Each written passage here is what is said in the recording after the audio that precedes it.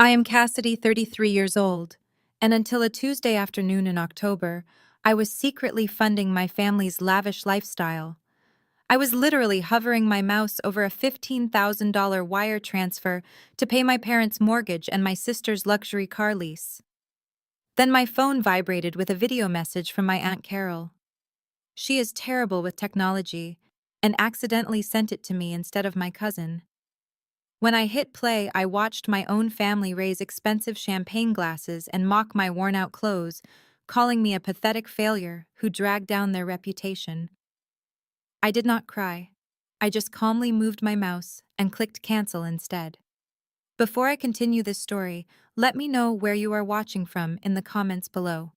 Hit like and subscribe if you have ever had to cut off toxic family members to protect your peace. I looked down through the soundproof glass of my corner office.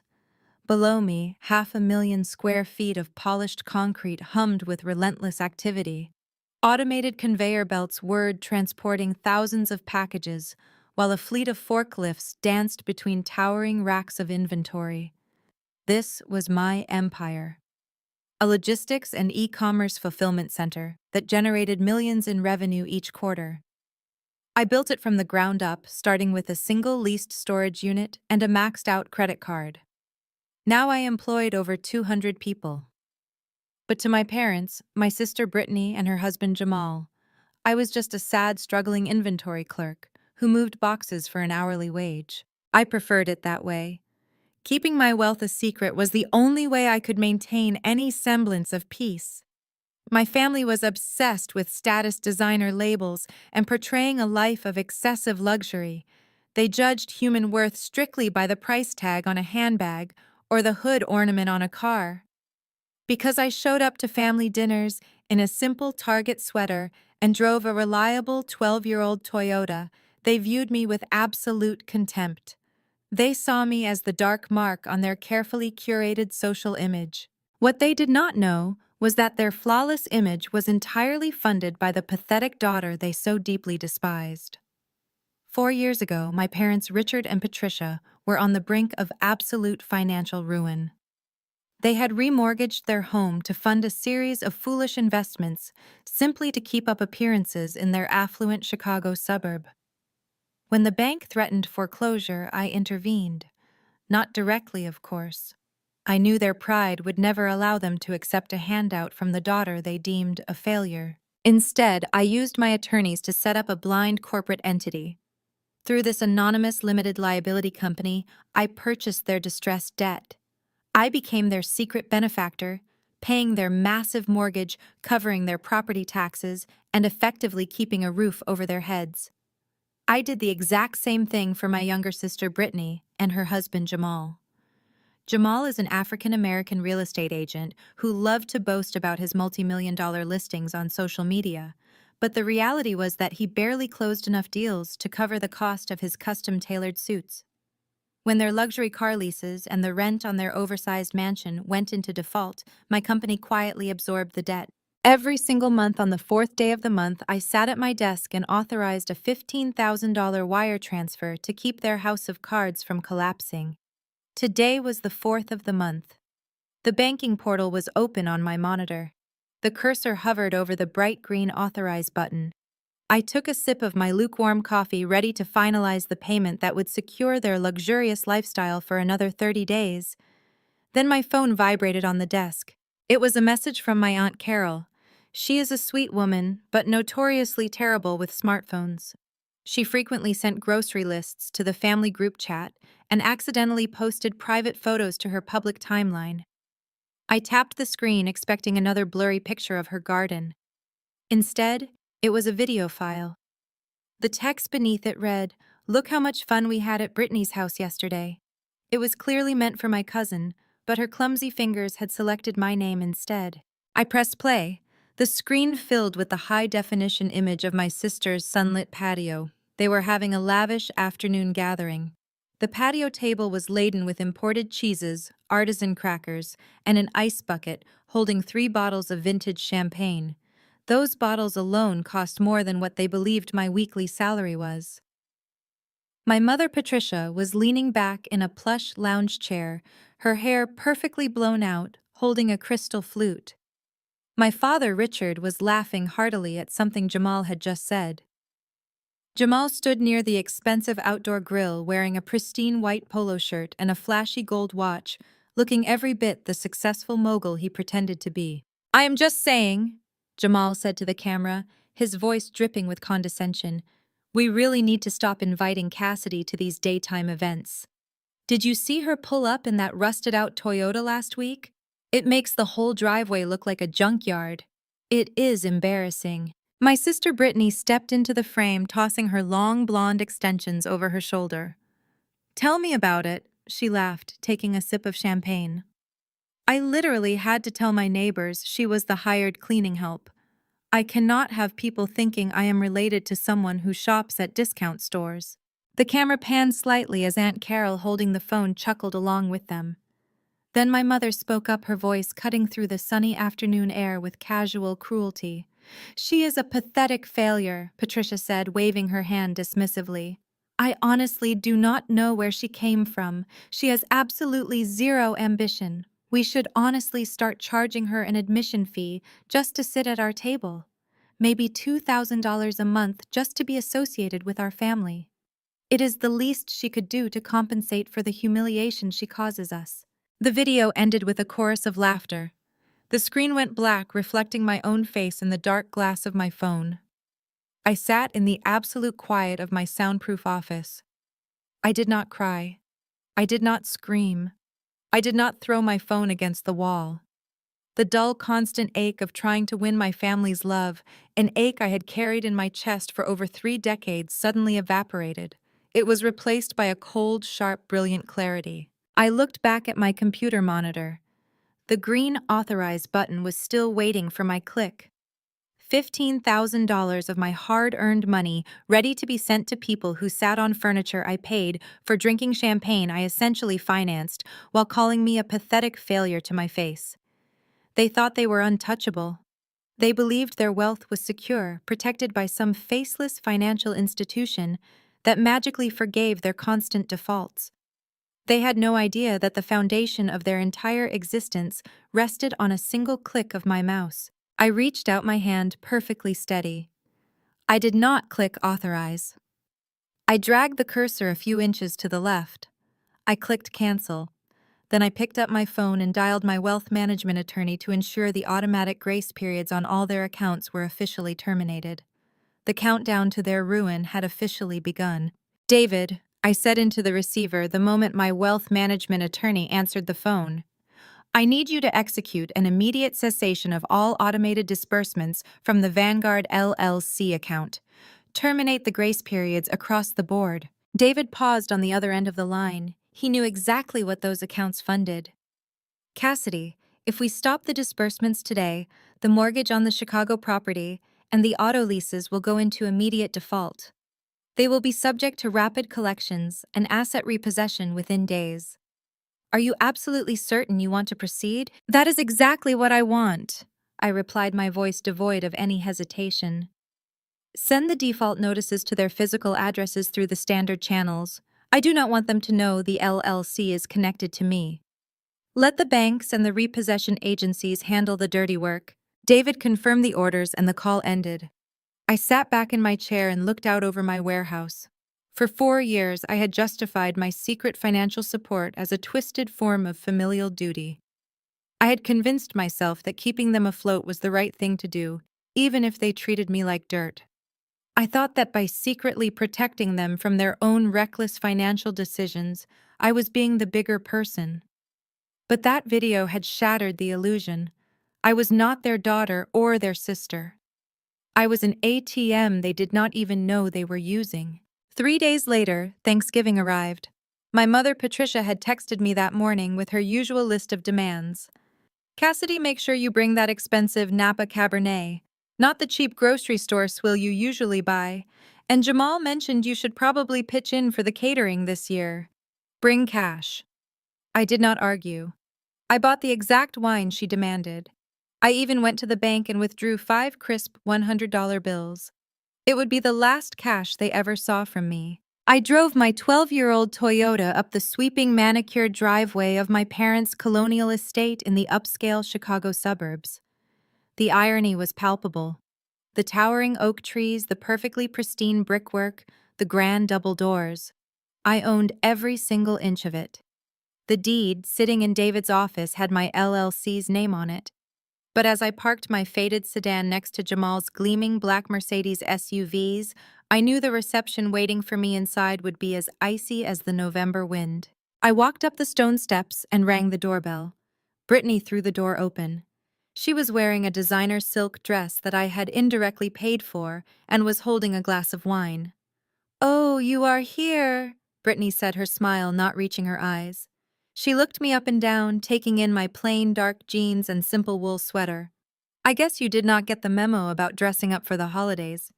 Did you just get off a shift at the warehouse?" "Something like that," I said, stepping inside. The house smelled of roasted turkey and expensive spices.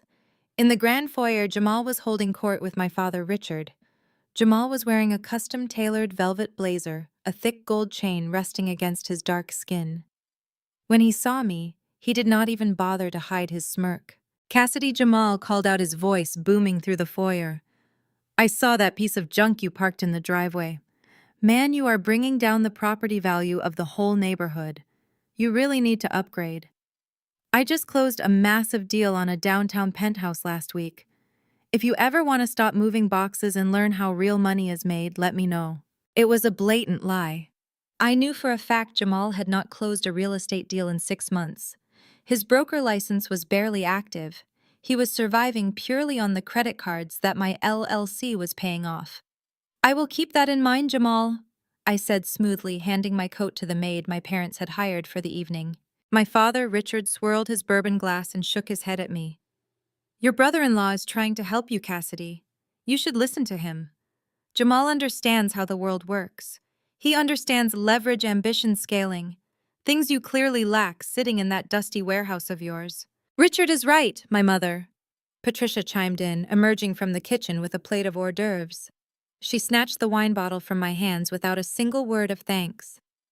"We were just talking about how embarrassing it is to explain your situation to our friends at the country club. Everyone else's children are thriving. Brittany is a prominent social media influencer. Jamal is a real estate tycoon. And you are just a warehouse worker." She sighed heavily, playing the part of the long-suffering mother. "It is exhausting constantly covering for you, Cassidy." I stood in the center of the foyer, surrounded by their arrogance. I looked at Jamal's flashy jewelry, at Brittany's designer dress, at my parents' smug, satisfied faces. They were standing in a house I was about to let the bank seize. They were driving cars that were days away from being towed. They were an illusion, a house of cards completely ignorant of the hurricane that was about to strike. I reached into my pocket, pulled out the envelope containing the $500 in cash, and placed it on the entryway console. "My contribution for the catering," I said quietly. Patricia snatched the envelope immediately, her fingers quickly counting the bills. "Well, it is the bare minimum, but I suppose it will do. Try not to make a scene at dinner, Cassidy. We have a lot to celebrate today." We moved into the formal dining room, a space dominated by a massive mahogany table laden with an extravagant feast. As we took our seats, Richard raised his crystal goblet, demanding everyone's attention. "I want to propose a toast to Jamal," Richard announced, his voice swelling with pride. He just secured another multi-million-dollar property, securing his place as one of the top agents in the city. He is exactly the kind of ambitious, successful man this family needs. A true provider. Jamal grinned, wrapping an arm around Brittany, who beamed as if she had personally earned the imaginary commission. They clinked their glasses, basking in the fraudulent praise. I quietly sipped my water, watching the performance unfold. As the toast concluded, Patricia set her glass down and turned her sharp gaze directly toward me. The celebratory mood in the room shifted instantly into something predatory. "Speaking of financial moves," Patricia began, her tone carrying a dangerous edge, "Brittany has a brilliant business opportunity to launch her own luxury lifestyle brand. It is going to be incredibly lucrative. But she needs a little more seed capital to get the initial inventory." She leaned forward, locking eyes with me. Since you have no husband, no children, and no real expenses living in whatever tiny apartment you rent, your father and I have decided it is time for you to contribute to this family properly. We want you to liquidate your retirement savings and invest it into your sister's brand. What are your thoughts on this situation? I looked around the mahogany table, letting the sheer audacity of my mother's demand settle in the air. The crystal chandeliers cast a warm glow over the roasted turkey, and silver platters highlighting the absolute absurdity of this moment. They were sitting in a multi-million-dollar house I secretly owned, eating a catered dinner I had just been forced to subsidize with cash, and now they wanted to drain the very last drop of my perceived financial security. Brittany leaned forward, flashing a perfectly manicured smile that looked more like a predator baring its teeth. It is just a temporary loan, Cassidy. My brand is going to explode next quarter. You know I have over 100,000 followers now. Brands are begging to work with me. You will get your money back with interest. Plus, it is not like you need it for anything important right now. You are not exactly saving for a wedding or college funds for kids. Jamal chimed in, pointing his fork at me. Exactly. You have got to let your money work for you, Cass. Sitting on a measly 401k is a rookie mistake. You invest in family. We scale Brittany's brand, and you get to ride our coattails to a better tax bracket. It is a win for everyone. My father, Richard, nodded in solemn agreement, slicing into his turkey. Family supports family, Cassidy. Jamal and Brittany are building a legacy. Your mother and I have given you everything, and it is time you showed some gratitude. Liquidate the account on Monday. We will have Jamal's accountant handle the transfer so you do not mess up the paperwork. They had it all planned out. They had already spent my money in their minds. I set my fork down quietly. The clink of the silver against the fine china echoed in the sudden silence of the room. I looked directly at my mother, then at my father, and finally at my sister. No, I said. The word hung there sharp and heavy. Patricia frowned clearly, thinking she had misheard me. Excuse me, I said no, I repeated, keeping my voice perfectly level. I will not be liquidating my retirement savings to fund a vanity project. My finances are my own business, and they are not open for family distribution. The masks slipped instantly. The fake patronizing smiles vanished, replaced by a vicious, ugly entitlement that I had witnessed my entire life. Patricia slammed her hand flat against the table. How dare you speak to us like that? We ask you for one simple favor, one opportunity to actually contribute to this family, and you sit there acting like some arrogant miser. You are incredibly selfish, Cassidy. Richard's face flushed with anger. He pointed a stern finger at me. Do not be stupid. You work in a warehouse. You have zero financial literacy. We are offering you a chance to be part of something successful. You owe your sister this support. You owe us. I owe you absolutely nothing, I replied, my voice remaining unnervingly calm. I pay my own bills. I live entirely within my means. I have never once asked any of you for a single dime. Yet you feel entitled to the money I have worked for simply because Brittany refuses to get a real job and Jamal's real estate career is entirely fictitious. Jamal shot up from his chair scraping violently against the hardwood floor. Watch your mouth. You have no idea what you are talking about. I closed deals you could not even comprehend. Brittany burst into dramatic theatrical tears, burying her face in her hands. Why is she always like this? Brittany sobbed loudly. She always has to ruin everything. She is so bitter and jealous of my life that she would rather watch me fail than help me succeed. I cannot stand her negative energy. My mother rushed to comfort her golden child, glaring at me with pure hatred. Look at what you have done. You are a bitter, lonely spinster, Cassidy. You are a pathetic failure who cannot stand to see anyone else happy. You bring nothing but embarrassment to this family. If you will not support your sister, then you have no place at this table. I looked at the four of them. For 33 years, these people had made me feel small. They had criticized my clothes, mocked my career, and treated my existence as a burden. For the last 4 years, I had secretly kept the roof over their heads, paid for the cars they drove, and funded the champagne they drank while they insulted me. I had done it out of some misplaced sense of familial duty, hoping that somewhere beneath their superficial greed they actually loved me. But the video Aunt Carol sent was the truth. This was the truth. They did not love me. They loved what they could extract from me.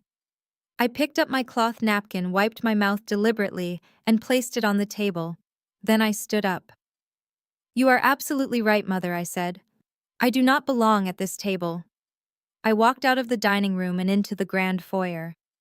I retrieved my simple wool coat from the closet. My father followed me out, his face purple with rage. "If you walk out that door, you are done," Richard shouted. "Do not expect us to bail you out when you end up broke and alone. We are cutting you off. You will get nothing from us ever again." I slipped my arms into my coat and turned to face him. I looked past him, taking in the sweeping staircase, the crystal chandelier, the marble floors. "My house. I hope you all maintain this exact level of luxury next week," I said, offering him a cold, bright smile. "Enjoy the rest of your holiday." I opened the heavy mahogany door and stepped out into the freezing November night. I did not look back. I walked down the driveway, got into my 12-year-old Toyota, and started the engine. As I drove away from the estate, I pulled over on a quiet suburban street. I picked up my phone, opened my contacts, and systematically blocked my mother, my father Brittany, and Jamal. I blocked them on my phone, my email, and all social media platforms. I severed the digital cord with clinical precision. When I merged onto the highway heading back to the city, I turned the radio off and drove in complete silence. The heavy, suffocating weight I had carried my entire life was gone. I felt lighter than air. I knew exactly what was coming. The 5th of the month was only a few days away. The grace periods were gone. The automated payments were canceled. The financial guillotine was going to drop, and I was going to sleep perfectly well when it did. 5 days later, the fallout began precisely on schedule. It was a Tuesday afternoon. Brittany was downtown at an ultra-luxury spa, favored by Chicago's social elite. She had booked a full day of treatments, a gold leaf facial, a deep tissue massage, and a premium styling session, all for herself and two of her influencer friends. She had intended to put the $1,500 bill on her platinum credit card, the one backed by the joint account my LLC secretly funded. According to the frantic, humiliating details that would later spill out through extended family gossip, Brittany approached the pristine marble reception desk, with her friends standing right behind her. She handed her heavy metal card to the receptionist with a practiced, arrogant flip of her wrist. The receptionist swiped the card. The terminal beeped an angry, jarring tone. "I am sorry, ma'am," the receptionist said politely. The card was declined. Brittany scoffed, rolling her eyes for her audience. "Run it again. Your machine is obviously broken. Do you know how much money is in that account?" The receptionist ran it a second time. Another harsh beep. "It is declining, ma'am. The terminal says the account has been frozen due to severe delinquency. Do you have another form of payment?" Brittany's face burned crimson. Her friends exchanged awkward, judgmental glances. Brittany furiously dug into her designer purse and pulled out another card, a joint card tied to Jamal's business account. She slapped it onto the counter. The receptionist swiped it. "Declined. Ma'am," the receptionist's voice grew significantly colder. "I need a valid form of payment for the services rendered today." Panic clawed at Brittany's throat. She snatched her phone and aggressively dialed my number, intending to scream at me. In her mind, she probably assumed I had somehow forgotten to process the $2,000 family tax they felt entitled to. She expected to berate me until I transferred funds to save her. Instead of a ringing tone, she received an automated carrier message. "The number you are trying to reach is unavailable." She tried texting, not delivered. She tried WhatsApp, Instagram, and Facebook, blocked across every single platform. I had built a fortress of silence, and she was standing outside of it holding a worthless piece of plastic. She was forced to endure the ultimate humiliation of calling Jamal, begging him to figure out what was wrong with the bank. But Jamal could not help her. When Jamal logged into their banking portals, he saw a sea of red text. Past due, delinquent, frozen. The mysterious angel investor entity that had effortlessly covered their massive overhead had vanished without a trace, leaving them completely exposed to the crushing reality of their own debt.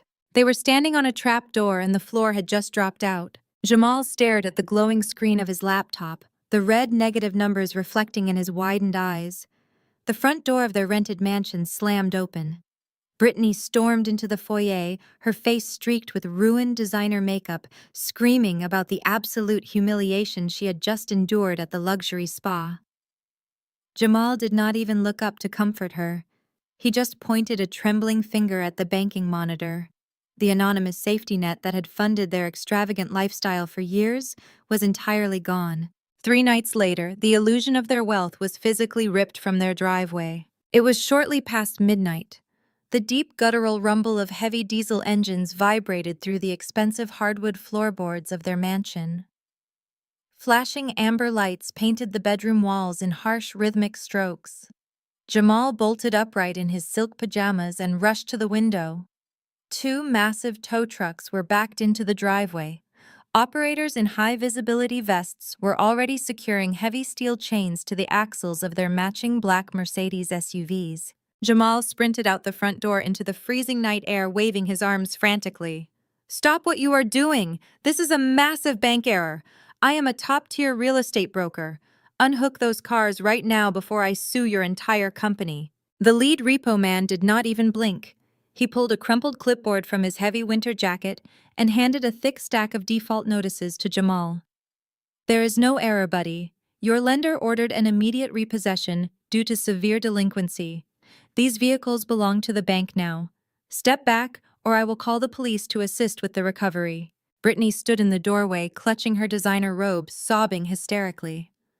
Across the street, the exterior lights of the neighboring houses flicked on one by one. The wealthy neighbors they had spent years trying to impress were now standing at their windows watching the glorious, undeniable downfall of the fake real estate mogul and his influencer wife. The tow trucks rumbled down the street, taking their dignity and their transportation with them. Back inside the cavernous, empty house, the blame game began. Jamal frantically dialed the customer service number for the anonymous financial firm that had always bailed them out. He navigated the phone tree with rising panic, only to be met with a cold, automated voice stating that his account was in severe default and had been transferred to a third-party collections agency. The line disconnected. Jamal threw his phone against the wall, shattering the screen into pieces. He turned his rage onto Brittany. "This is your fault," he screamed. "You maxed out the cards on your stupid spa days and fake designer bags. You drained the accounts." Brittany screamed right back, her voice echoing off the high ceilings. "Do not project your failures onto me. You have not sold a single property in a year. You play golf every day and call it networking. You are a complete fraud, Jamal." The toxic foundation of their marriage cracked and splintered. Without my money to cushion them, they were nothing but 2 arrogant strangers trapped in a house they could no longer afford. While Jamal and Brittany were tearing each other apart, the financial Grim Reaper was making its way to the wealthy suburbs of Chicago. It was the 20th of the month. My mother Patricia was enjoying her morning coffee in the sunroom, waiting for a delivery of imported Italian linens. A black SUV parked silently at the curb. A man in a cheap gray suit walked briskly up the sweeping driveway and rang the doorbell. Patricia opened the heavy mahogany door, fully expecting a delivery driver to grovel at her feet. Instead, the man handed her a thick, legally binding manila envelope. "You have been served," he stated flatly, turning on his heel and walking away. Patricia frowned, tearing open the envelope. She pulled out the stack of documents. Bold black letters screamed across the top page. "Notice of foreclosure. Immediate eviction pending." The anonymous LLC had ceased all mortgage payments. The bank had initiated proceedings to seize the estate. Patricia dropped her coffee mug. The ceramic shattered against the marble floor, splashing hot liquid across her expensive slippers. She collapsed against the doorway, gasping for air, as her perfect world crumbled around her. When Richard came home and saw the papers, absolute panic set in. He locked himself in his home office and began frantically dialing his golf buddies, the country club elites, and the local business owners he had spent years bragging to. He tried to frame it as a temporary liquidity issue, asking for a short-term bridge loan to cover the mortgage. One by one, they politely but firmly declined. Word travels at lightning speed in wealthy circles. They already knew about Jamal's repossessed cars. They smelled blood in the water. Richard, the proud, arrogant patriarch, was reduced to begging, and he was met with nothing but closed doors and dial tones. The following afternoon, the entire family converged at my parents' house. It was a scene of pure, unadulterated chaos. Jamal and Brittany had been forced to take a public bus to the suburbs because they no longer had vehicles. Brittany was hyperventilating on the living room sofa, her carefully curated influencer facade completely destroyed. Jamal was pacing the floor, chewing his fingernails nervously. Richard was red in the face, pouring himself a massive glass of scotch. In a normal family, this would be the moment for self-reflection. This would be the moment to look at their massive credit card bills, their unnecessary luxury purchases, and realize their own greed had destroyed them. But my family was not normal. They were narcissists. They needed a scapegoat. They needed me. "It is Cassidy's fault," Richard declared, suddenly slamming his glass down on the home bar. "If she had just given us her retirement fund at Thanksgiving, like we asked, we could have used that cash to float the mortgage and negotiate with the bank. We could have saved Jamal's cars. She knew we needed capital for Brittany's business, and she selfishly kept it for herself." Patricia seized onto the narrative with desperate enthusiasm. "Yes, exactly. She is an incredibly selfish, bitter girl. She did this to us intentionally. She saw us struggling and walked out the door. After everything we have done to tolerate her presence in this family, she stabs us in the back." Jamal stopped pacing. His eyes lit up with a dangerous, desperate idea. "Where does she work?" he asked. "That massive warehouse down by the industrial park, right? We go there. Tomorrow morning, we find her manager. We embarrass her in front of her coworkers until she takes out a personal loan to fix this. She owes us. We are not going down while she sits on thousands of dollars in retirement savings." They nodded in unison, completely convinced of their own twisted logic. They believed they could simply march into my workplace, bully me into submission, and force me to hand over my life savings to patch the holes in their sinking ship. They were incredibly eager to hunt down the pathetic warehouse clerk. They had absolutely no idea they were about to walk straight into the lion's den. The next morning, a rented, dented Kia Optima sputtered into the visitor parking lot of my 500,000-square-foot logistics campus. I watched the live security feed from my corner office monitor, sipping a fresh espresso. Jamal and Brittany stepped out of the tiny car, looking completely out of place against the backdrop of my towering glass facade and the endless line of 18-wheelers backing into the loading docks. Brittany was wearing oversized sunglasses, desperately trying to hide her swollen, tear-streaked face, while Jamal marched toward the sliding glass doors with the furious, unearned entitlement of a man who still believed he owned the world. Down in the pristine, marble-floored lobby, they stormed up to the front desk. I turned up the audio feed on my monitor. "I need you to go to the back and fetch Cassidy," Jamal demanded, slamming his hand on the reception desk. "She is an inventory clerk here. Tell her it is a family emergency, and her sister needs her right now." Donovan, my head of security, stepped forward. He is a former Marine who does not tolerate disrespect, especially not in my building. "Sir, I am going to need you to step back from the desk. We do not have inventory clerks that take unannounced personal visits in the middle of a shift. If you do not have an appointment, you need to leave the premises." Brittany pulled off her sunglasses, her voice shrill and trembling. "You do not understand. We are her family. She is just a box pusher. Tell her supervisor that Brittany is here and she needs to come out immediately." Donovan crossed his arms, looking completely unamused. "Lady, I do not care who you think you are. The person you are asking for does not take walk-in appointments. Now return to your vehicle before I have you trespassed." Jamal puffed out his chest, trying to summon the intimidation tactics that used to work when he drove a Mercedes. "Do you know who I am? I am a top-tier real estate broker. You go get her right now, or I will have your job." Donovan actually laughed, a deep, resonant chuckle that echoed in the cavernous lobby. "In that rental car? Sure you are, buddy. Door is behind you." Humiliated and completely powerless, Jamal and Brittany were escorted out the glass doors by two security guards. I watched them march back to the rented Kia. Jamal was pacing the asphalt like a caged animal. He pulled out his phone and dialed a number. The external security cameras captured the audio perfectly. "Richard, your useless daughter refuses to even come to the lobby," Jamal screamed into his phone, his voice cracking with panic. "You need to fix this right now. You need to drive down here and force her to empty her accounts." Through the phone's speaker, I could hear my father's panicked voice. "Jamal, the bank just called me again. They are talking about a secondary lien on the house." "What secondary lien?" "We never authorized a home equity line of credit." Jamal froze. The color completely drained from his face. Brittany stopped crying and stared at her husband. "Richard, listen to me," Jamal stammered, pacing frantically. "I had to do it. The market was slow. I needed capital to float the business. I just used your name on the application to secure the loan. It was supposed to be temporary.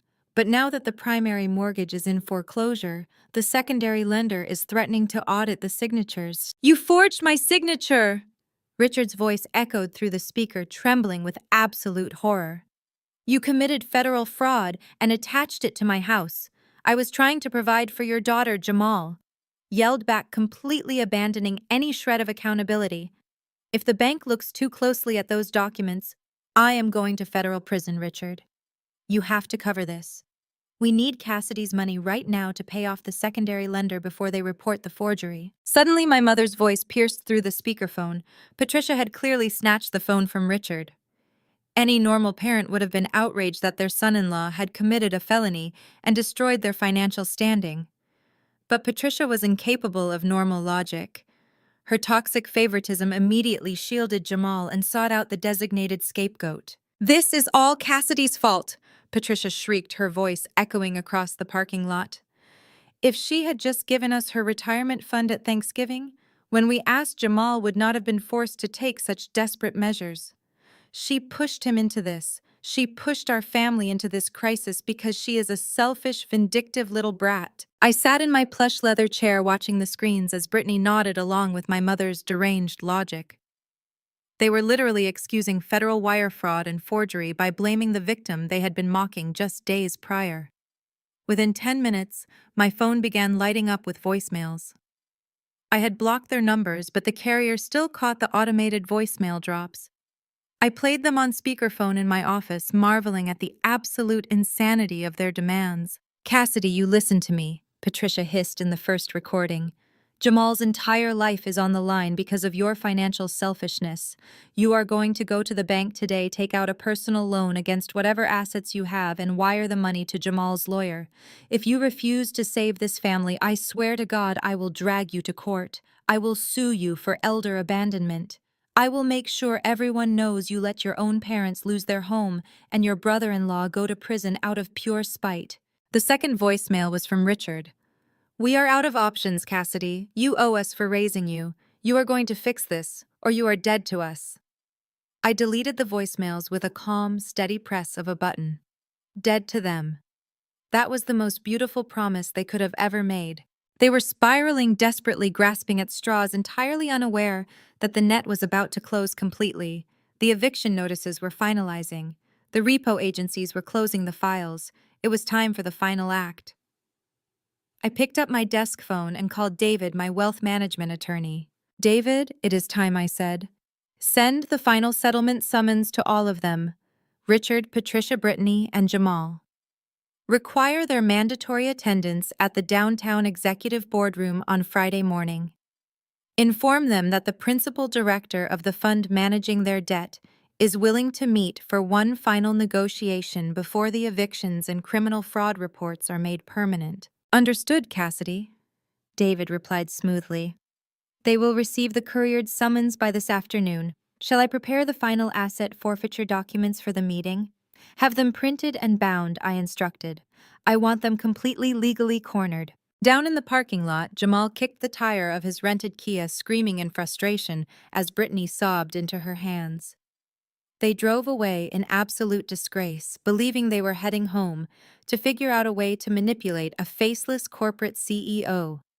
They were going to dress in their best remaining clothes, practice their saddest victim stories, and walk right into the boardroom expecting to manipulate a stranger. They had no idea they were about to come face to face with the pathetic failure they had created. The morning of the settlement meeting arrived with a bitter, freezing wind sweeping off Lake Michigan.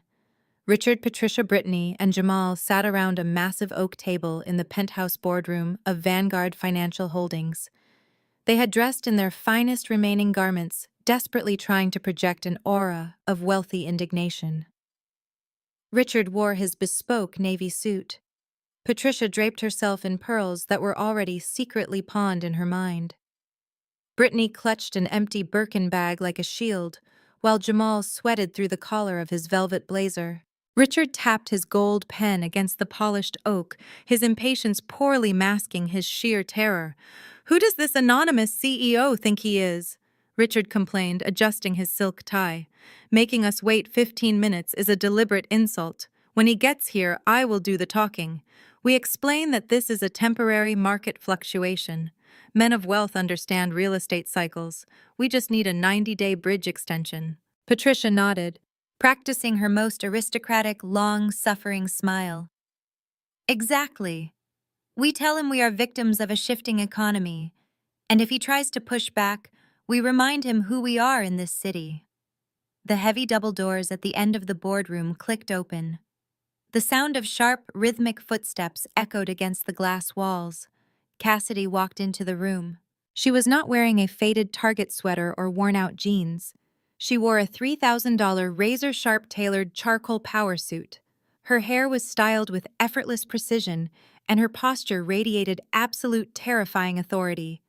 She was flanked by David, her ruthlessly calm wealth management attorney, and a second corporate litigator who carried a stack of thick leather-bound folders. Richard stood up so fast his heavy leather chair scraped violently against the floor, his face contorted into an ugly, condescending sneer.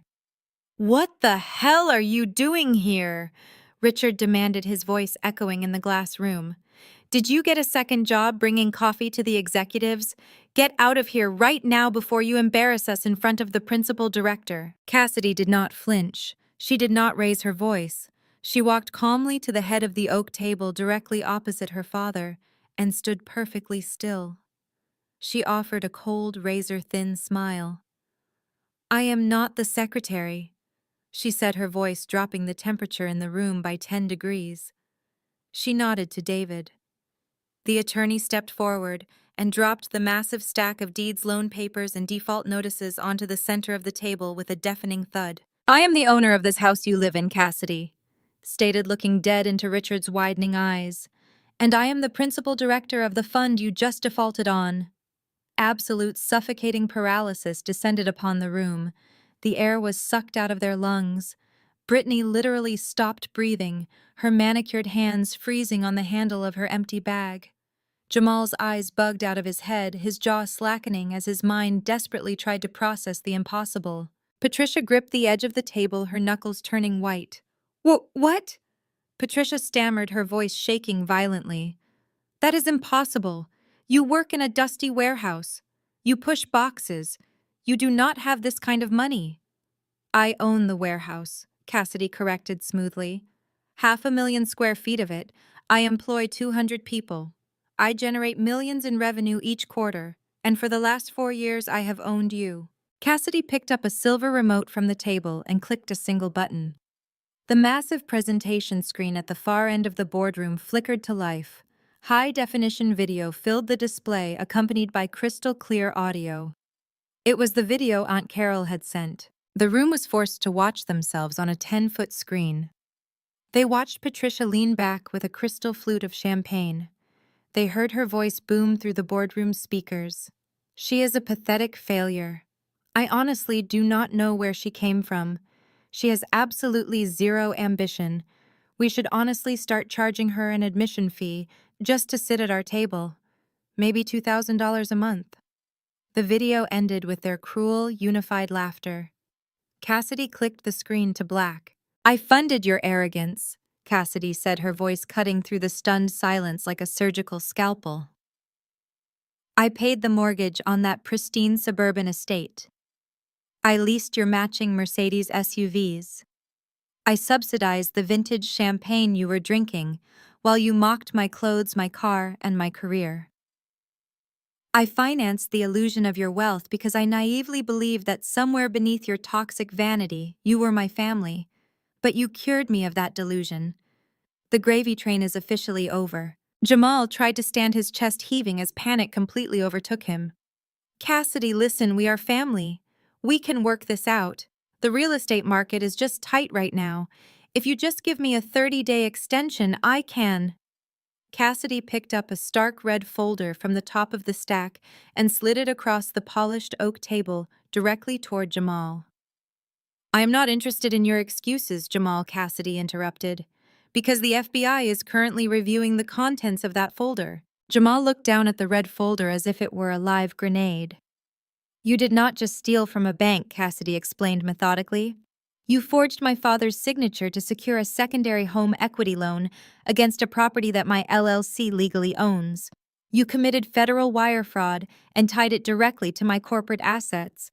My attorneys handed the complete dossier to the federal authorities yesterday morning. Patricia shrieked, burying her face in her hands. Richard clutched his chest, sinking back into his heavy leather chair as the reality of his utter ruin washed over him. Brittany began to sob hysterically, the exact same dramatic performance she used at Thanksgiving, but this time there was no audience left to manipulate. You are a monster! Brittany screamed through her tears, pointing a shaking finger at Cassidy. How can you do this to your own parents? How can you destroy my husband? You are ruining our lives out of pure spite. I did not forge the signatures, Cassidy replied effortlessly. I did not max out the credit cards on spa days and designer clothes. I did not force you to live wildly beyond your means. I simply stopped paying for your choices. The eviction executes today at 5 o'clock.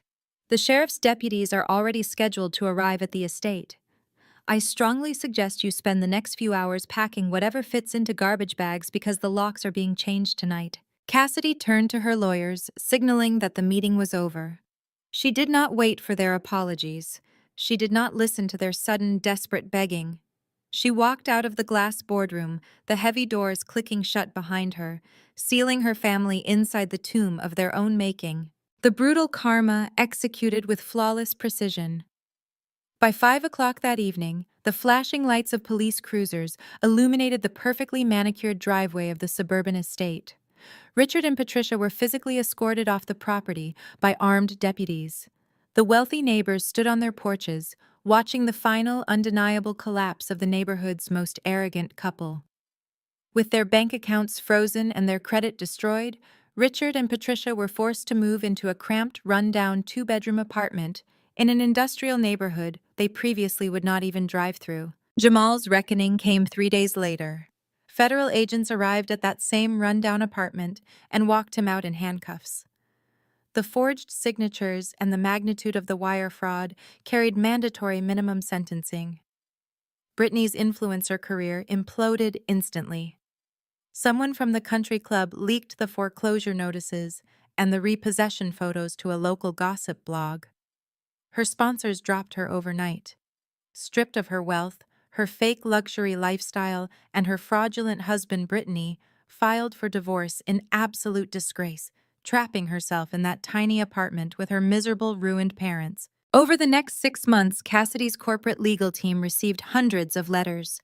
They were handwritten, tear-stained pleas, begging for forgiveness, demanding family loyalty, and asking for just one more financial favor. We are blood, her mother wrote in one frantic letter. You cannot do this to your own flesh and blood. Please, we have nothing. David, following Cassidy's strict instructions, returned every single envelope unopened, stamped with a bold red return to sender. Cassidy stood on the steel catwalk of her fulfillment center, looking down at the roaring machinery of her empire. The noise of the conveyor belts and the heavy machinery was a beautiful, comforting symphony.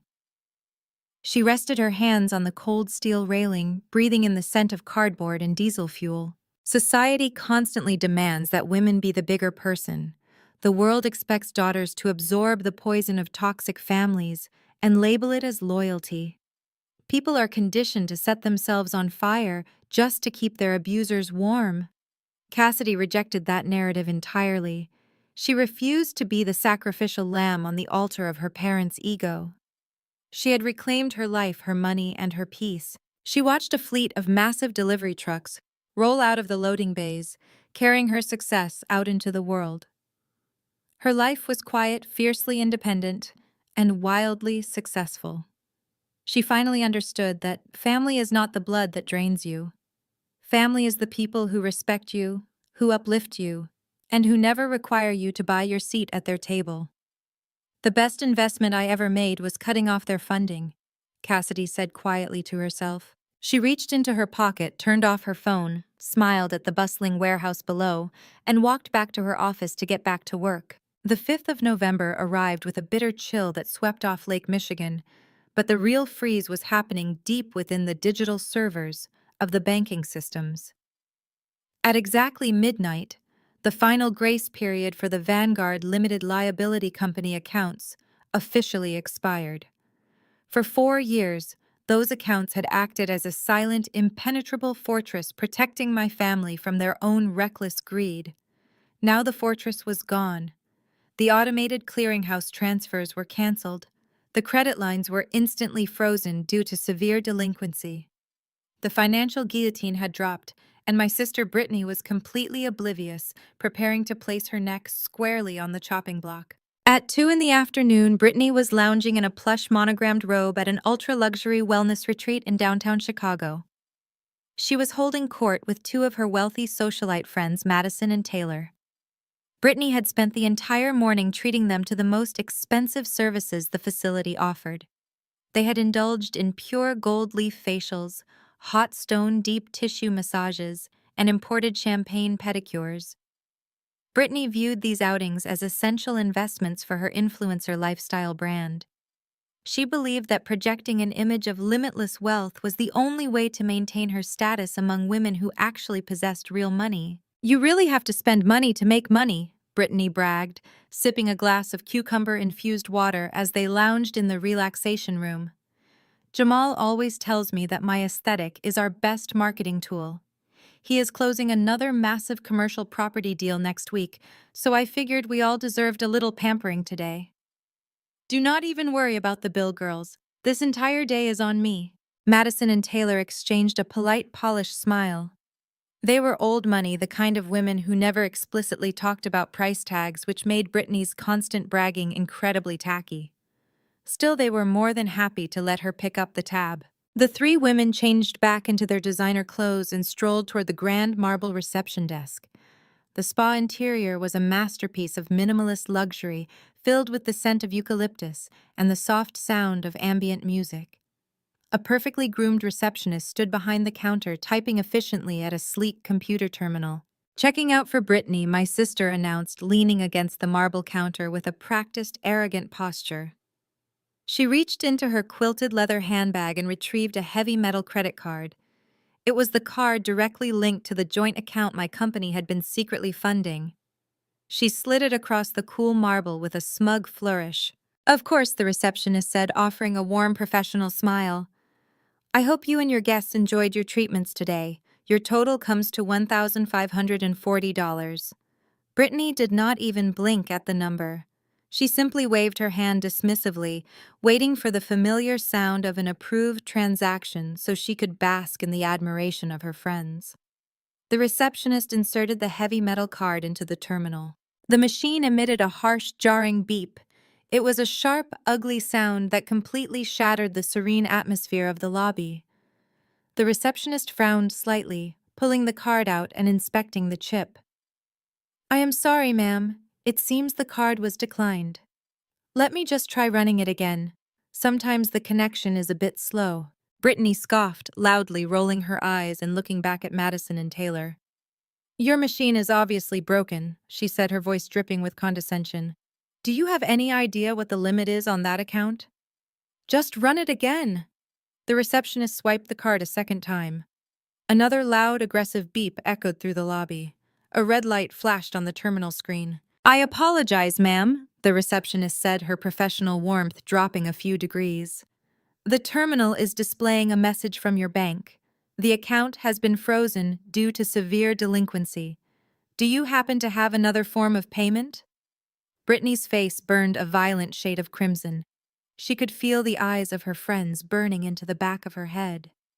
Panic began to claw at her throat, but her narcissism quickly overrode her logic. "That is impossible!" Brittany snapped, her voice rising in pitch. "My husband is a top-tier real estate broker. There are hundreds of thousands of dollars in that account. Your system is making a mistake." She snatched her purse and frantically dug through it, pulling out a different card. This one was tied to Jamal's supposed business account. She slapped the plastic onto the marble counter. "Run this one, and I expect a serious apology from your manager for this embarrassment." The receptionist picked up the second card with a tight, unamused expression. She inserted it into the machine. "Beep. Declined." "Ma'am," the receptionist said, her voice now completely devoid of any customer service pretense. "This card is also declining for insufficient funds. I need a valid form of payment for the services rendered today." The ambient music in the lobby suddenly felt deafening. Madison and Taylor took a collective step back, distancing themselves from the radioactive humiliation radiating off my sister. Brittany went into a complete meltdown. She slammed both of her hands down on the marble counter, leaning over it to scream directly into the receptionist's face. "Do you know who I am? I have over 100,000 followers. I will destroy this spa. I will post about how your fraudulent machines steal from clients and embarrass them. Get your manager out here right now." The spa manager, who had been observing the commotion from a nearby glass office, walked out immediately. She did not look intimidated. She looked furious. "Ma'am, lower your voice immediately or I will have security escort you out," the manager warned coldly. "You have received over $1,500 in premium services. If you cannot produce a working credit card right now, I am calling the police to report a theft of services." Brittany froze, the threat of police involvement instantly piercing through her hysterical rage. She looked back at Madison and Taylor, her eyes wide with desperate pleading. Madison let out a heavy, disappointed sigh. She opened her own purse, pulled out a sleek black card, and handed it to the manager. "Put it on mine," Madison said quietly. Taylor looked at Brittany with an expression of absolute disgust and pity. The ultimate social death sentence. "Let us go," Madison Taylor muttered. "I think Brittany needs to figure out her financial situation before she invites us out again." The two women paid the bill and walked out the glass doors, leaving Brittany standing alone at the reception desk. Her carefully curated influencer facade had just been incinerated in front of the exact people she was trying to impress. Brittany stumbled out of the spa and into the freezing Chicago wind. She was shaking uncontrollably, gasping for air as she rushed down the sidewalk. Her mind scrambled to find a target for her rage, and as always, it landed on me. She pulled out her phone, her manicured fingers trembling as she pulled up my contact information. In her warped, delusional mind, she was convinced that I had simply forgotten to transfer the $2,000 family tax they had demanded at Thanksgiving. She was preparing to scream at me, to blame me for her humiliation, and to order me to wire money into her account immediately. She pressed the call button and pressed the phone to her ear. Instead of a ringing tone, she was met with a stark, automated voice. "The number you are trying to reach is currently unavailable." Brittany stopped walking. She pulled the phone away from her ear and stared at the screen. She opened her text messages and sent an angry, expletive-filled paragraph demanding I answer the phone. A red exclamation point appeared next to the text, "Not delivered." Panic turning into absolute terror, she opened Instagram and searched for my profile. User not found. She opened Facebook. Profile unavailable. She stood frozen on the busy downtown sidewalk as the horrific reality finally began to sink in. She had been completely, unequivocally blocked on every single platform. The pathetic failure she relied on to absorb her abuse was entirely unreachable, and her bank accounts were completely dry. Brittany practically sprinted the 2 blocks to the luxury hotel where she had valeted her leased black Mercedes SUV. Her lungs burned with the freezing Chicago air, but the cold was nothing compared to the icy terror gripping her chest. When the valet brought her car around, she dug frantically through her quilted handbag, bypassing the useless plastic cards until her trembling fingers found a crumpled $20 bill. She thrust it at the attendant without a word and threw herself into the driver's seat. She sped all the way back to the sprawling suburban mansion they rented. The massive house sat at the end of a pristine cul-de-sac, a towering monument to their fake success. For the first time, looking at the grand pillars and the sweeping driveway did not fill Brittany with pride. It filled her with a suffocating dread. She burst through the heavy double doors. Jamal was lounging on the custom Italian leather sofa in the living room, wearing his silk pajamas in the middle of the afternoon. He was casually practicing his golf putt on the Persian rug, an unlit imported cigar hanging from his mouth. "Get your computer right now!" Brittany screamed, her voice echoing off the high ceilings. "Open the bank accounts, all of them!" Jamal did not even flinch. He just rolled his eyes and took another slow practice swing. "Relax, babe. You are being hysterical." So a piece of plastic got a fraud alert. It happens to high net worth individuals all the time. The bank probably flagged it because you were spending too fast. "It was not a fraud alert," Jamal Brittany shrieked, kicking off her designer heels and marching across the rug. "Madison had to pay for my facial. I was humiliated in front of everyone. I tried to call Cassidy to get our allowance and she blocked me. She blocked my number, my Instagram, everything. Open the damn portal." Jamal finally lowered his golf club, a flicker of genuine annoyance crossing his face. He walked over to the home bar, grabbed his sleek silver laptop, and flipped it open on the kitchen island. He typed in his credentials with an arrogant smirk, fully expecting to show his wife a screen full of comfortable numbers. He hit enter. The dashboard loaded. The smirk melted off his face instantly. He blinked hard, leaning closer to the high-definition screen, as if his eyes were deceiving him. Instead of the massive credit limits and the comfortable cash cushion they were accustomed to, the screen was a bloodbath of red text and warning icons. Every single credit card was maxed out and frozen. The joint checking account, which usually held the automatic deposits from the anonymous limited liability company they thought was Jamal's brokerage backing, showed a balance of exactly $42.16. "This makes no sense," Jamal muttered, his hands suddenly shaking as he clicked frantically through the transaction history. The automated clearinghouse transfer was supposed to hit yesterday. "Where is the deposit?" He opened the corporate backing file. The screen displayed a stark, unfeeling message. "Account access terminated by principal director. Grace period expired." The anonymous safety net was gone. The mysterious entity that had paid their rent, funded their cars, and covered their massive overhead had simply unplugged them from the machine. "Call them!" Brittany gasped, clutching the edge of the marble island to keep her legs from giving out. "Call your brokerage. Call whoever runs that fund." "I do not have a direct number," Jamal yelled, his arrogant facade completely shattering. It was a blind trust. It was set up through a third-party management firm. They just handled the disbursements as long as I submitted the invoices. "You told me you were a top-tier broker," Brittany cried, her voice cracking. "You said this was your executive expense account. You said you earned this." "I do close deals," Jamal roared defensively, though his panicked eyes told a completely different story. "The market is just transitioning. I needed capital to float us while I line up my next commercial project." They stared at the screen, the horrific reality crashing down on them. They were 30 years old, living in a house that cost $10,000 a month to rent, driving 2 cars that cost $3,000 a month to lease, and they had exactly $42 to their name. They could not even afford to order a premium pizza for dinner, let alone maintain the illusion of being Chicago elites. Brittany could not breathe. The walls of the massive kitchen felt like they were closing in to crush her. She turned and ran up the sweeping, curved staircase, fleeing into her massive, custom-built walk-in closet.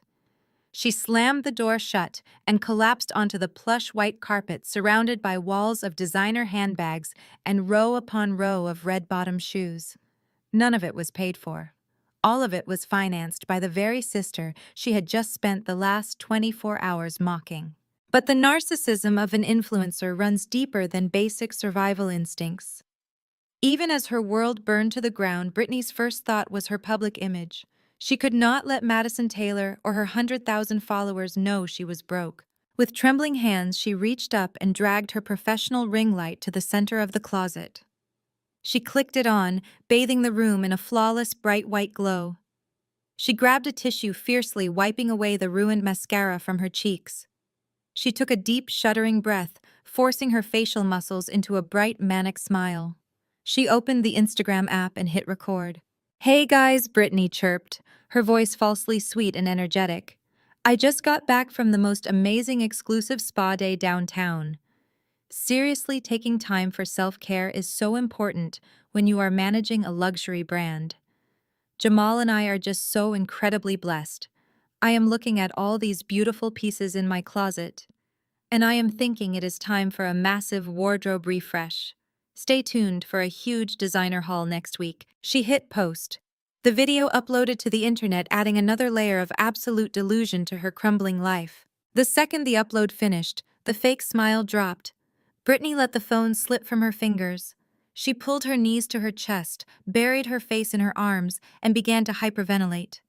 The panic attacks came in violent waves, racking her body with violent sobs. She sat alone in the bright artificial light of her closet, surrounded by fake wealth, completely paralyzed by the terror of her impending poverty. Hours passed. The sun set, plunging the massive rented house into freezing darkness.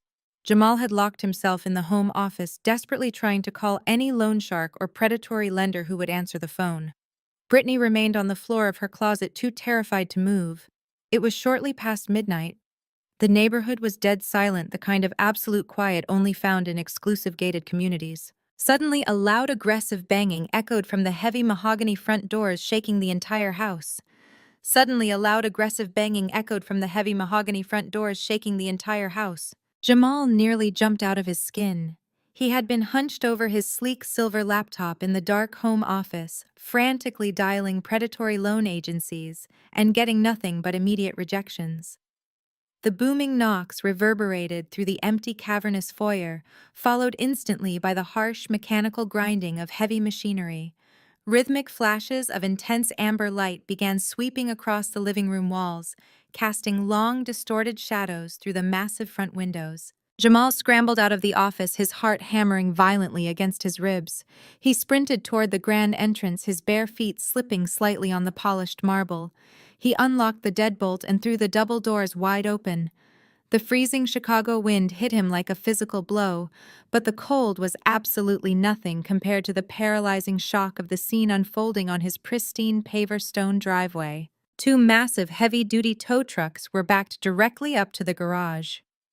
Four men wearing thick industrial winter coats and high-visibility yellow vests were moving with ruthless, practiced efficiency. They were already ratcheting thick steel chains around the axles of Jamal's gleaming black Mercedes G-Wagon and Brittany's matching Mercedes AMG Coupe. The hydraulic winches whined loudly, lifting the front tires of the luxury vehicles off the ground. "Hey!" Jamal screamed, his voice cracking with absolute panic.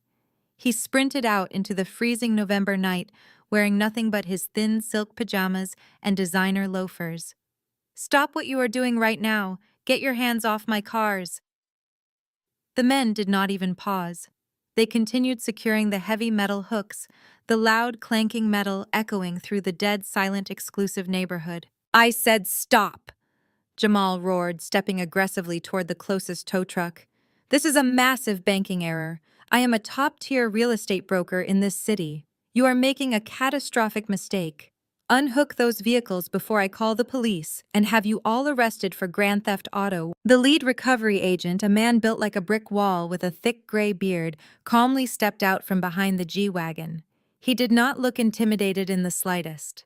He pulled a heavy metal clipboard from his jacket and clicked on a tactical flashlight, shining the blinding white beam directly into Jamal's panicked face. "There is no error, sir," the agent stated, his voice completely flat and devoid of any emotion. "Your lender ordered an immediate repossession due to severe delinquency.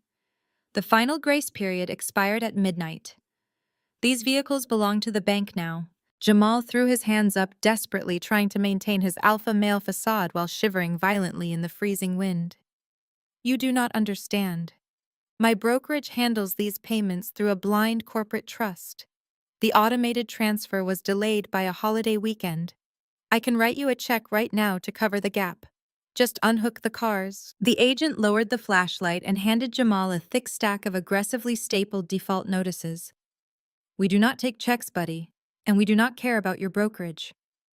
The anonymous backer on this account terminated the agreement. Your credit line is frozen, and the balance is severely past due. Now I need you to step back from the recovery equipment. If you interfere with a lawful repossession, my dispatch is instructed to immediately send local law enforcement to facilitate the seizure. The threat of police arriving with sirens blaring completely broke Jamal. His arrogant bravado instantly evaporated, leaving behind a terrified, shivering man in silk pajamas, holding a stack of worthless paper. The heavy front doors of the mansion creaked open. Brittany stumbled out onto the front porch, clutching her designer robe tightly around her waist. Her makeup was still ruined from her closet meltdown. She stared in absolute horror as the hydraulic lifts engaged, pulling her beloved AMG coupe onto the flatbed of the second tow truck. "Jamal, do something!" Brittany shrieked, her voice echoing loudly across the cul-de-sac. "They are taking our cars. You said you had money. You said you fixed this." Jamal could not look at her. He could not look at the repo men. He could only stare at the ground as the ultimate social death sentence was executed. Across the street, exterior porch lights began flipping on one by one. The heavy, expensive curtains of the neighboring mansions twitched. The actual wealthy residents of the gated community, the surgeons, corporate executives, and real estate developers who actually owned their homes, were standing at their windows. They were watching the spectacular, undeniable downfall of the loud, flashy couple they had always secretly despised. The neighborhood was bearing witness to the exposure of a complete fraud. The diesel engines of the tow trucks roared to life, spewing thick clouds of exhaust into the freezing air. The agents climbed into their cabs and slammed the heavy doors shut. Without another word, the two massive trucks pulled out of the driveway, the amber lights flashing mockingly as they carried the physical proof of Jamal and Brittany's fake wealth down the street and out of sight. The driveway was completely empty, save for a few dark streaks of grease and the harsh scrape marks left by the tires. Brittany collapsed against the stone pillar of the porch, sobbing uncontrollably into her hands. Her entire identity, her influencer status, her elite social standing was gone. She was trapped in the suburbs with no transportation, no money, and a husband who was a complete and utter liar. Jamal stood frozen on the freezing asphalt. The winter wind ripped right through his thin silk pajamas, chilling him to the bone, but he barely registered the physical pain. His mind was racing through a terrifying, inescapable reality. The anonymous angel investor was gone. The bank accounts were drained. The cars were repossessed. And tomorrow morning the massive rent payment on the mansion would be due. He clutched the stack of default notices in his trembling hands. The facade was thoroughly and completely destroyed. He could no longer hide behind fake confidence or leased luxury items. He had absolutely nothing left. A fresh wave of nausea hit him as a much darker, far more terrifying thought crossed his mind. The missing car payments were just the beginning. The anonymous LLC had also been covering the massive secondary mortgage he had taken out to fund his fake lifestyle. The secondary mortgage he had secured by forging his father-in-law's signature. Jamal turned back to look at the massive, echoing, empty mansion. He realized with absolute dread that the financial guillotine had only just begun to fall. He was out of options, out of time, and out of other people's money. He realized that as soon as the sun came up, he had to go to Richard and Patricia's house. He had to look his arrogant status, obsessed in-laws in the eye and admit that they were completely, utterly broke. He had to tell them that the lavish lifestyle they enjoyed was gone forever, and worst of all, he had to confess that his desperate, illegal financial crimes were about to drag them all down with him. Jamal slammed the heavy mahogany doors shut, locking out the freezing wind, but the chill inside his chest only deepened. He left Brittany sobbing on the porch and sprinted back into his dark home office. His hands shook so violently he could barely unlock his phone. He dug through his desk drawers, tearing through manicured files until he found an old invoice from the management firm that handled their blind trust. He punched in the toll-free number, his breath hitching in his throat. The line rang once, followed by a sharp synthetic click. "Welcome to Vanguard Financial Holdings," a crisp, automated female voice announced. "Please enter your 9-digit account routing number." Jamal typed the numbers frantically, messing up the final digit and cursing loudly before restarting the process. Finally, the system registered his input. Account located, the robotic voice stated flatly. Please be advised this account has been flagged for critical intervention. The primary benefactor has terminated all scheduled disbursements. Your portfolio is currently in severe default.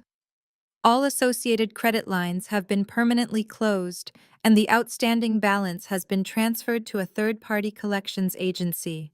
If you wish to make a payment in full, press 1. To hear this message again, press 2. I need to speak to a representative. Jamal screamed into the receiver, slamming his fist against the desk. Press 0.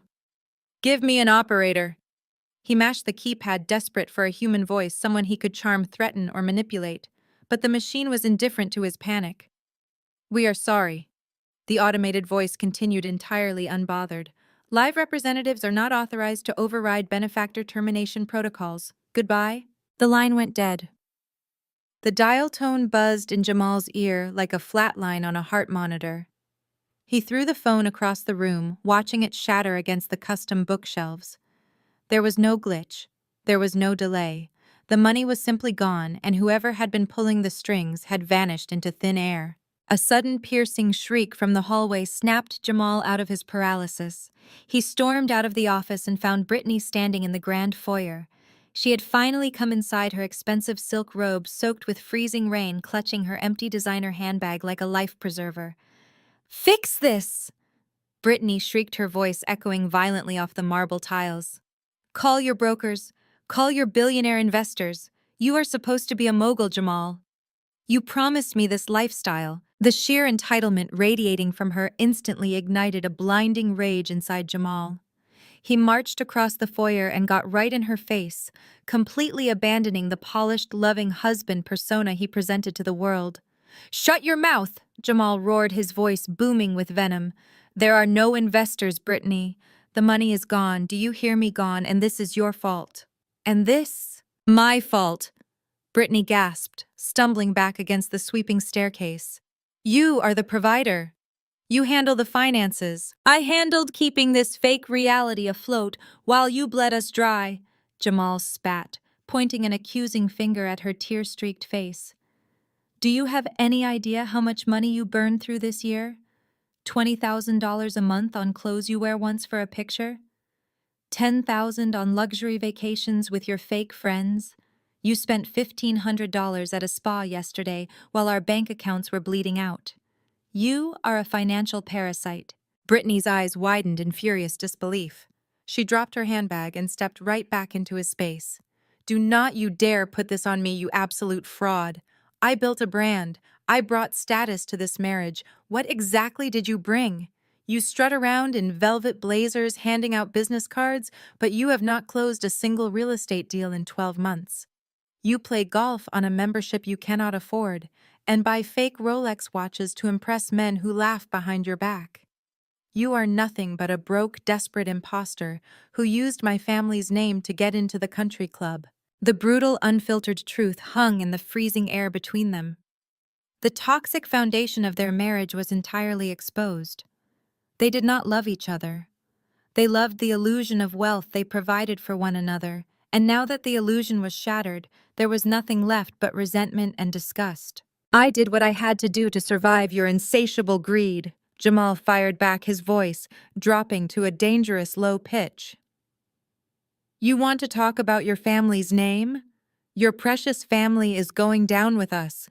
I used your father's name to secure the secondary loan on this house. I forged his signature because you demanded a lifestyle I could not fund. When the bank audits those papers, your father loses his estate and I go to federal prison. So do not stand there acting like a victim. We are both going to drown. Brittany collapsed onto the bottom step of the staircase, the gravity of his confession physically crushing her. Her husband was a felon, and her parents were about to lose everything. The influencer empire she had built was entirely worthless. She buried her face in her hands, sobbing uncontrollably into the damp silk of her robe. Jamal did not comfort her. He turned his back, staring blankly at the empty driveway through the frosted glass of the front door. The sun was beginning to rise, casting a pale gray light over their ruined lives. Meanwhile, 20 miles away, in the affluent gated suburbs of Chicago, Richard and Patricia were completely oblivious to the catastrophic storm racing toward their doorstep. The morning broke crisp and clear over their sprawling, custom-built colonial estate. Patricia was sitting in her sun-drenched breakfast nook, wearing a cashmere sweater and sipping a perfectly brewed cup of imported espresso.